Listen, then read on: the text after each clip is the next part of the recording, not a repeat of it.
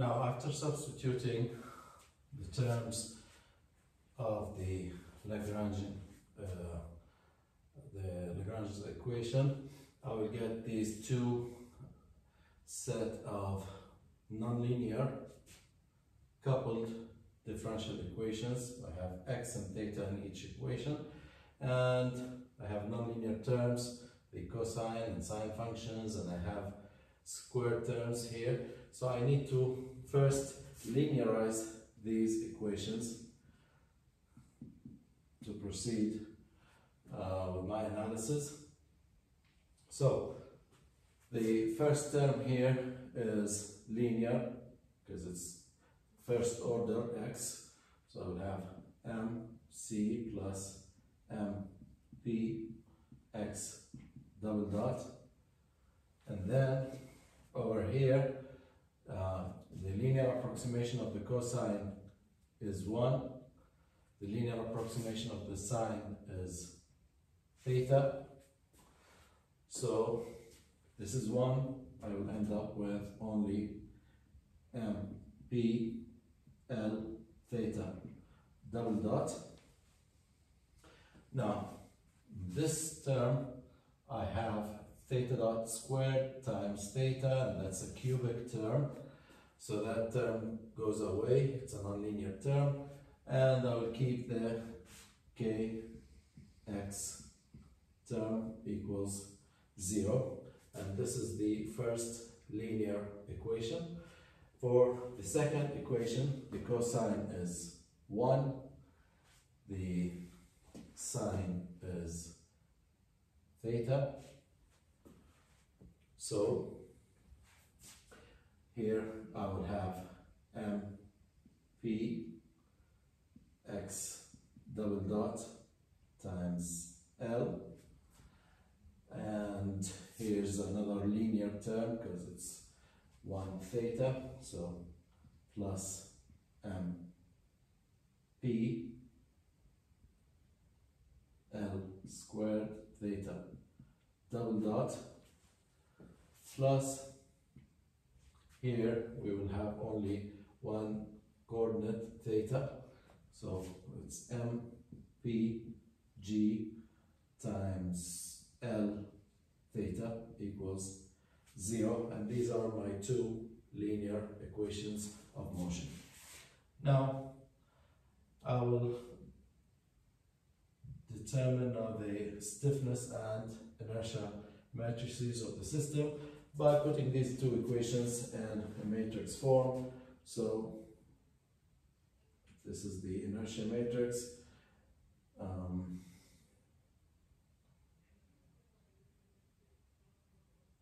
Times x double dot theta double dot plus the stiffness matrix times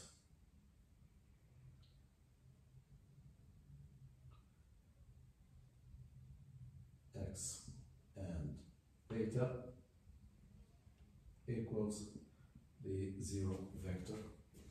Now, x double dot in the first equation, that's mc plus mp, theta double dot, that's mp times L,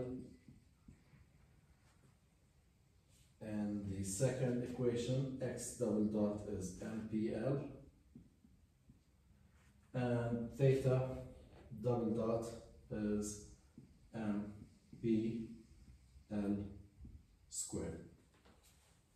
Now for the stiffness terms, I have only k times x and nothing multiplies theta, and in the second equation nothing multiplies x, and mgl multiplies theta, so it's mpgl.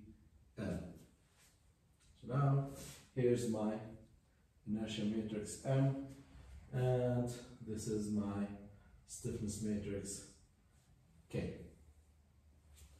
So now I have the system in the form M Q double dot plus k q equals 0.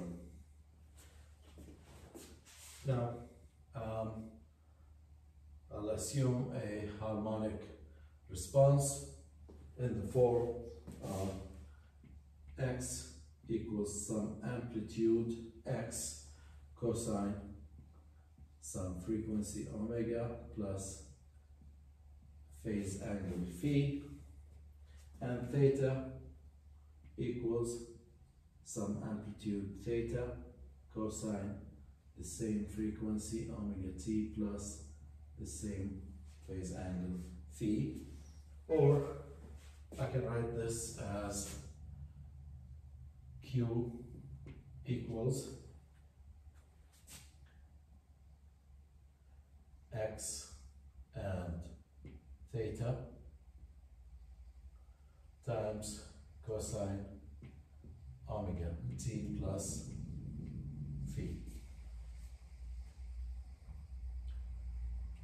All right, now my eigenvalue problem, as we derived earlier, was k minus lambda m times, in my case here it's x and theta equals 0, where lambda is omega squared. So now to determine what lambda is, and for this system to have a non-trivial solution, the determinant of the matrix k minus lambda m must be set to 0. Okay. And in this case, the determinant is k for the first component or first element, k minus lambda times m, which is mc plus mp, and then for the second element it's 0 minus lambda times mpl, and for the second row I have k, which is 0 minus lambda mpl, and then k is mpgl minus lambda times m, which is lambda mpl squared. This determinant has to be set to 0. So the determinant, if I expand this determinant, I will have k minus lambda mc plus mp times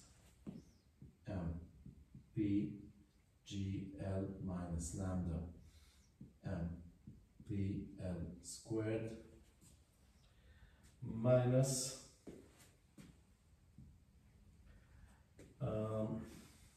lambda squared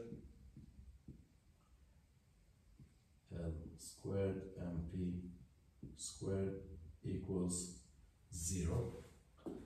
And here we said that this is called the characteristic equation of the system, and if you notice it's a polynomial in second order, lambda squared and another lambda squared here.